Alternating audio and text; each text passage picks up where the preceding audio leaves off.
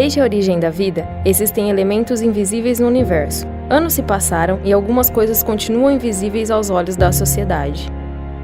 Analisar, considerar e refletir a maneira com que a sociedade trata aqueles que não são visíveis em meio ao mundo cercado de pessoas que lutam por um espaço nos holofotes, ou seja, analisar a vida comum, que à sua maneira faz a diferença na vida de muita gente, é um dos maiores e mais complexos nós do jornalismo. O eu invisível traz à tona o jornalismo invisível aos olhos de quem os quer enxergar, dá acesso à vida popular, explora e evidencia o desconhecido, encoraja, mostra e revela o que é visto e conhecido por poucos.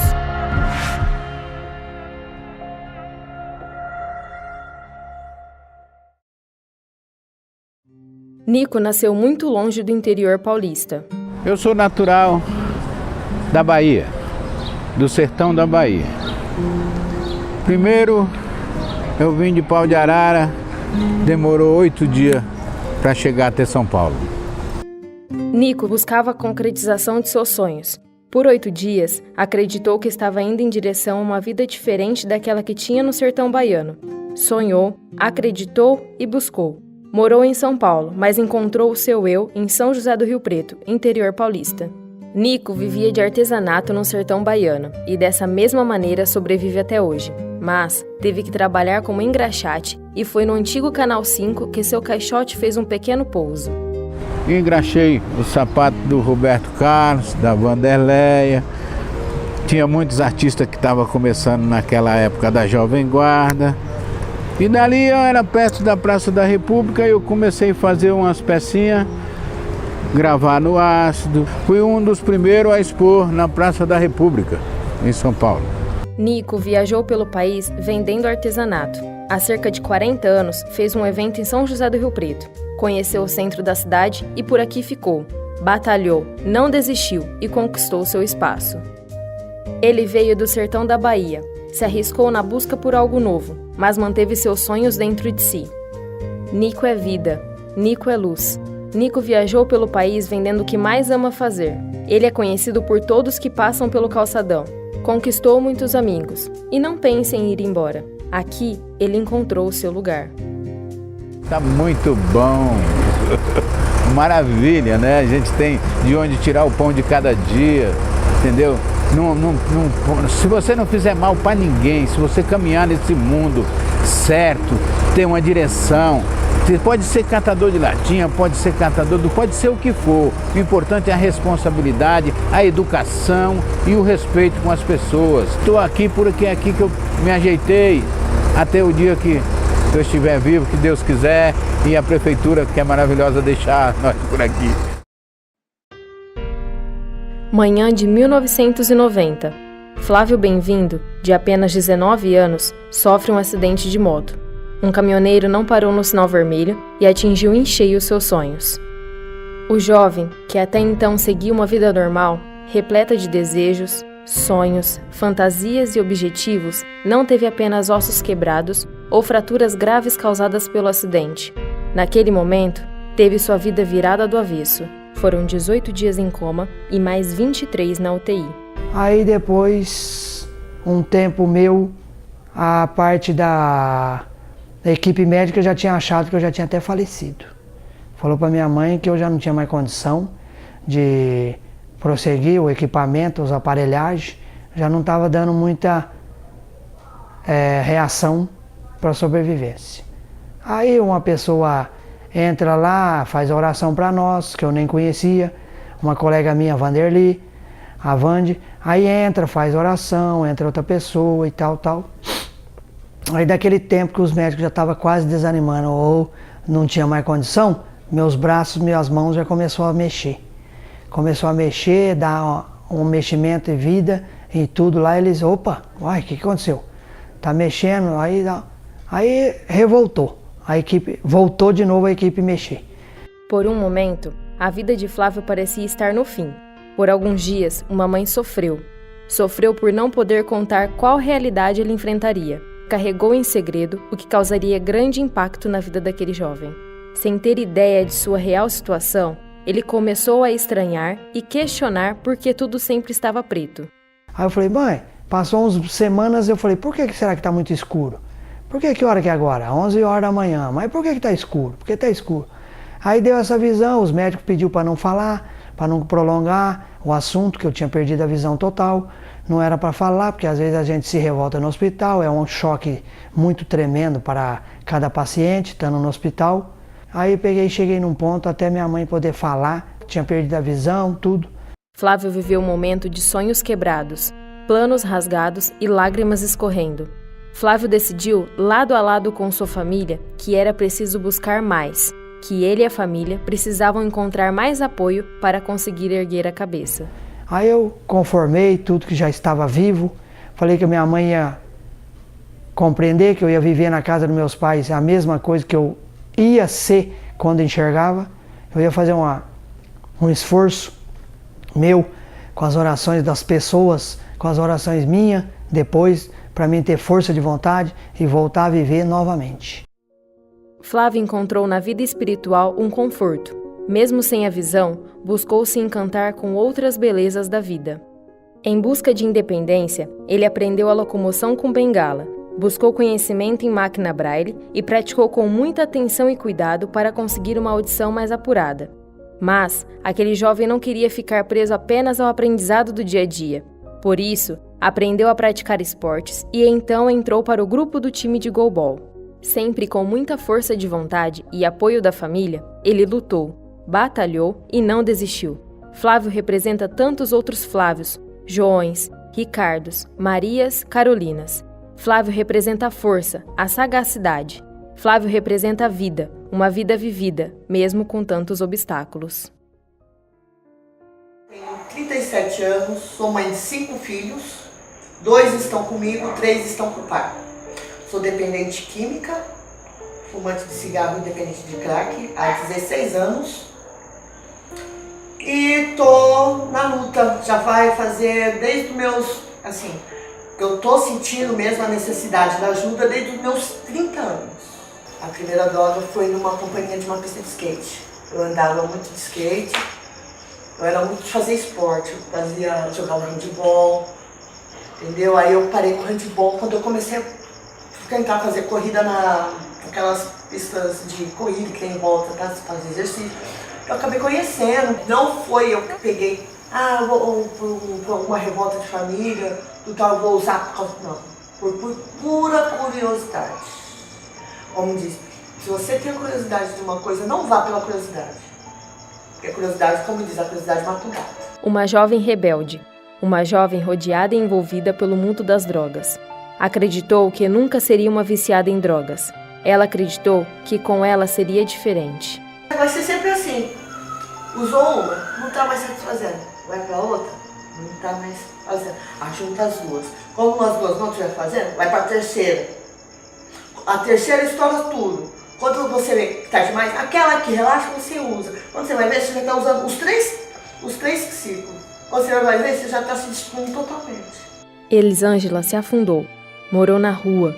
Perdeu a noção do certo ou errado. Ela chegou ao fundo do poço. Essa mulher, que ouviu por tantas vezes da sua mãe que deveria procurar um tratamento, nunca teve vontade de se tratar. Mas um dia aconteceu algo ainda pior. Viu seus filhos indo embora. Entretanto, este momento de dor intensa lhe proporcionou a força necessária para buscar ajuda e lutar para sair daquele mundo. Elisângela perdeu os dentes, foi agredida pelo marido e viu seus filhos partirem.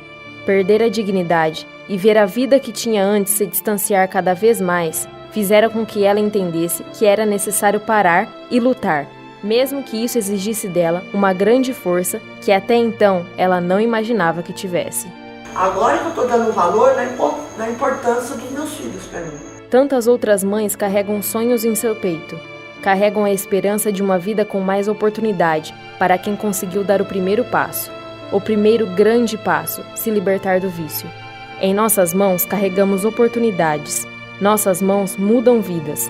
Nossos olhos são capazes de enxergá-las, desde que estejamos dispostos a isso. Elisângela traz a luta, traz a força, traz, ainda que tenha demorado para surgir, uma dignidade carregada em seu peito. Adão deu o primeiro gole em uma bebida alcoólica quando tinha 12 anos. O avô ofereceu assegurando ser docinha, e que não ia fazer mal nenhum. Com 12 anos, teve a oportunidade de se envolver com o vício. Sem saber, alimentou de gole em gole uma dependência de 30 anos. A doença ela é incurável, ela não tem cura. Adão saía de um bar e ia para outro. Não conseguia parar. Eu falava assim, agora que eu lembro, não sei para que eu bebo, amanhã eu não bebo mais. Mas não conseguia. Porque é evitar a primeira dose. O alcoolismo é uma doença tratável, mas incurável. O vício sempre acompanha o dependente, e por isso, quando decide parar, é preciso que pare para sempre, porque um único gole já se torna um perigo. Adão causou muita dor e sofrimento para ele e sua família. O álcool trouxe apenas tristeza para dentro de sua casa. Trouxe o rancor, a revolta e a infelicidade. E eu sofri, mas eu era culpado. Eu sofri. Mas quem sofreu mais foi a família. Em setembro de 1987, Adão sofreu um aneurisma cerebral e ficou 3 meses e meio em coma. Decidiu então buscar uma nova vida e encontrou em sua fé o suporte para essa nova fase. Porque o álcool traz uma alegria, sim, mas é falsa, ela não é duradoura, ela é pouca coisa. Agora, de Deus é duradoura o resto da vida. Não é possível voltar no tempo e reviver todo o passado para tentar consertá-lo. O passado foi triste, repleto de momentos vazios, de solidão e amargura, mas também de aprendizado, ainda que da forma mais dolorosa. O passado ficou para trás e é lá que ele deve ficar, porque o Adão de hoje é um homem iluminado pela força espiritual e pela vontade de uma vida diferente. Porque isso aqui para mim é um céu, viu? O inferno eu já passei, aquilo lá foi o inferno, mas quem fez foi eu, não foi Deus não. Agora esse aqui é o céu que Deus fez para mim, para mostrar para mim.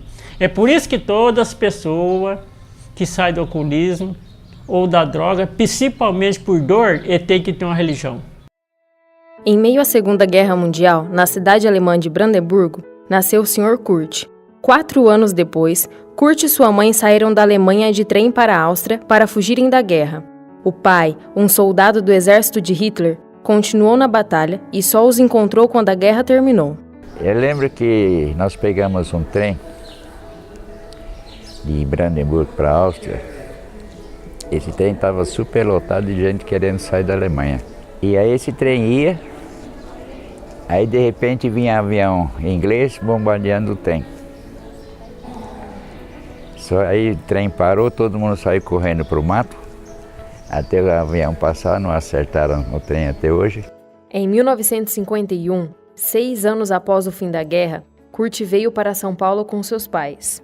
Quando já havia crescido e se tornado um homem, Kurt foi aprendiz de protético, mas sempre gostou de desenhar. Um dia, viu no jornal um anúncio para trabalhar na Editora Abril. Se candidatou, participou de um árduo processo seletivo e se destacou dos demais candidatos. Com sua delicadeza nos detalhes e calma ao realizar seu trabalho, conseguiu a vaga e por lá ficou durante 3 anos como gerente de produção de anúncio. Sua carreira se consolidou após receber uma proposta irrecusável para trabalhar em outra editora. Kurt aceitou a proposta e assim conquistou o sucesso profissional. Se tornou um homem reconhecido na área, mas ele queria se arriscar outra vez, viver um desafio.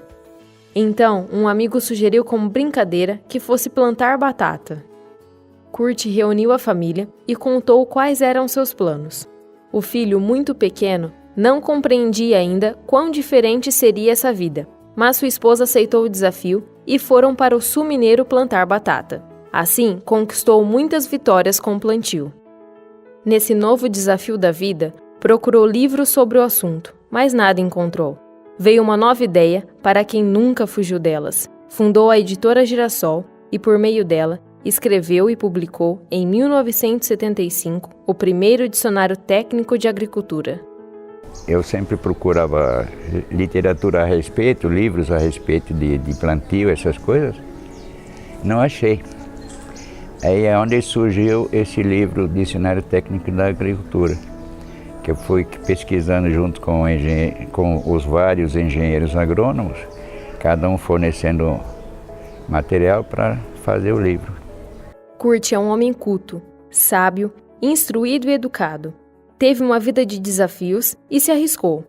Nasceu na guerra, mas viveu na paz. Refletiu, analisou, batalhou e conquistou. Viveu anos de conquistas e hoje, com 77 anos e 2 filhos, vive em um asilo no interior paulista. Raramente recebe visitas. Viu o filho há anos, quando foi visitá-lo em Palmas, Tocantins, onde mora. A filha visitou Kurt pela última vez há mais de 20 dias. Como um alemão nato, Kurt não demonstra facilmente seus sentimentos. Como gosta de ressaltar, é um homem frio. Enfrenta e enfrentou as dificuldades com facilidade. Para Kurt, não há dificuldade nem na dificuldade, porque ele enfrenta, ele arrisca. Como os filhos não podiam tê-lo dentro de suas casas porque daria muito trabalho, então foi deixado no asilo. E por ali ficou esquecido com a idade. Kurt quase não é visto. Foi abandonado pela sociedade. Quando ganhou idade e perdeu a consideração que havia conquistado na área profissional, Kurt deixou de ser visto. Um homem com uma história interessante perdeu o valor para os filhos e para aqueles que seguiram o mesmo caminho profissional que ele, quem um dia o tiveram como vitorioso. Vidas são esquecidas, perdem seu valor na sociedade. Vidas que já tiveram importância ou que já fizeram a diferença são desprezadas. Vidas que não foram notadas. Pessoas que buscam fazer a diferença encontram uma sociedade cerrada e selada pelo ego. Um holofote não vale mais do que a vida, e a impotência de quem não o conquista cria vidas invisíveis, mas cujas histórias, mesmo sem visibilidade, são exemplos para que o mundo se torne mais humano, principal objetivo deste documentário.